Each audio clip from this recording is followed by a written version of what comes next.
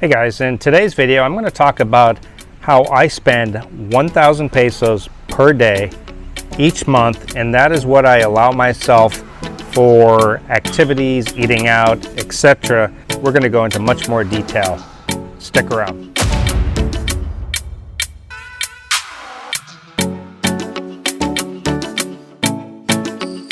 Hi guys, so in today's video I want to kind of explain what I do personally. It might work for you. It is a good starting point anyway. I experimented with this till I finally got to this exact number. Now when I first moved out here, I didn't have any type of like budget where I said, okay, I have this amount of money I can spend per day. But let me back up a little bit. So what I do initially is I write down all my fixed expenses. Rent, electric, visa costs, my travel, medical insurance, all that stuff. And I will show that right now, what my fixed expenses are.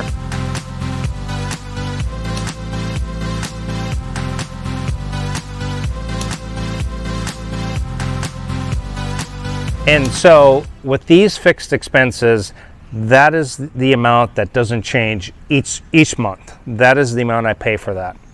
And then what I do on top of that, now this is for a normal month. This is not for, like, for example, when I travel back home, if I take a vacation like Vietnam, Thailand, Malaysia.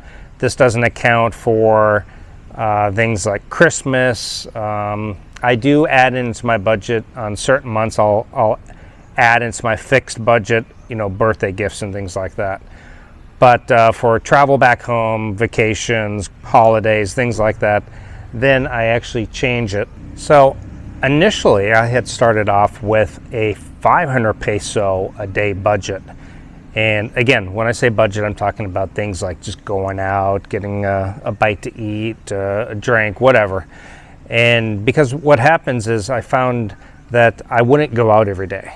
I would sometimes go out. So if I did not spend the entire amount for that day, I would let it roll over into the next day. And I kept budgeting that amount into my expenses each month. And then whatever I didn't use, I just roll it into the next month. And after about 3 months or so, I just take it and dump it into a savings account.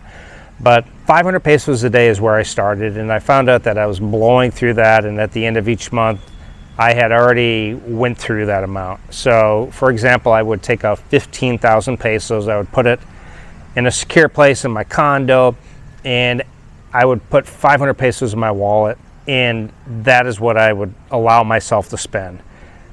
But you know, I would go out for a morning coffee, maybe I would go out for lunch, and it was already gone, or I would be short and I'd have to take out my debit card and use it anyway. So I bumped it up to 1,000, and 1,000 is where I have left it, and 1,000 is where I'm still at over 7 years later now. And 1,000 pesos is my amount that I use every day. Now, for example, today I spent more than 1,000. We went out and had pizza. We went out and bought a few items at the store. These were things that weren't in my fixed expenses. These were not things like I needed. It was just extra things that I wanted, and I bought it. So it all kind of works itself out, because for example, 30 days in the month, 1,000 pesos a day, 30,000 for the month. One day I may not spend anything. One day I may just go to the gym. I come back home, I grab my coffee here, I take a swim, I go watch Netflix, and the 1,000 isn't spent at all. So I just roll it over into the next day. The next day I have 2,000. Maybe that day I don't even spend it. And so it rolls over into the next day. And that is kind of what I do. And I found this helps because it helped me with knowing how much I'm going to spend each month. Again, my fixed expenses, the 1,000 per day, that is what I gave myself. And like I said, if I don't use it all, I keep that amount and I just roll it into the next month. And when I get to the 3-month mark, then I just take anything extra and I just dump it into a savings account. Or maybe I don't even have to take out the 30,000 that month. So far, over the last 3-4 years now, it's worked out really well. And so this is kind of what I do. It may work for you, it may not work for you. Some people may say this is way too little. Some people say, oh, you spend way too much on things like dining out and coffees and things like that. But surprisingly, even with Maya and her daughter now, I'm still just spending the 1,000 pesos per month. And that's really what I'm doing. Again, if I take a vacation or something, I don't include that into the 1,000 peso. What I do is, for example, when we were in Vietnam for the whole month, I just took that 30,000 and I just subtracted it from my vacation. That's kind of that worked out well for me. Now, I've talked to other expats who also give themselves kind of like an allowance. And some guys even get to the point where they get a girlfriend and they give her an allowance. I've talked about this before. I'm not really into the girlfriend allowance because it feels like you're buying her or renting her, in my opinion. And if it's done too early on, you don't know whether she's really with you for the right reasons or not. You'll never really know. Is she there just for the money? Is she not? You don't know for sure. And this is a whole other topic, but if you're 6 months and you've been together and maybe you start to give her a little bit of money each month if she's not working or something, that's a little bit different. But right off, these guys that give their girls allowances right off the bat, no, that doesn't work. So fixed allowances, now a lot of people don't account for a lot of these fixed expenses. For example, like some kind of health insurance or their visa costs, or maybe they want to purchase a bike, and once they get a bike, their petrol and oil changes and new tires and things like that. People just don't account for this. And but I would like to hear people's opinions on it. What do you think about the 1,000 peso a day allowance for yourself? Again, that's for coffees, restaurants, just going out. Is that going to work for some people? Is it not? But I think it gives you at least a good baseline.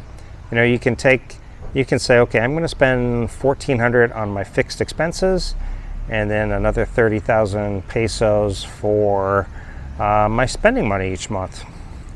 Now, if you're somebody who does, like, for example, I just got back into scuba diving, so that I'm going to have to put into my fixed expenses, because once a month I'm going to want to do a couple of dives, and I'm going to figure out the exact cost on that, and that is just going to go into my fixed expenses. I like to keep a nice spreadsheet of my costs.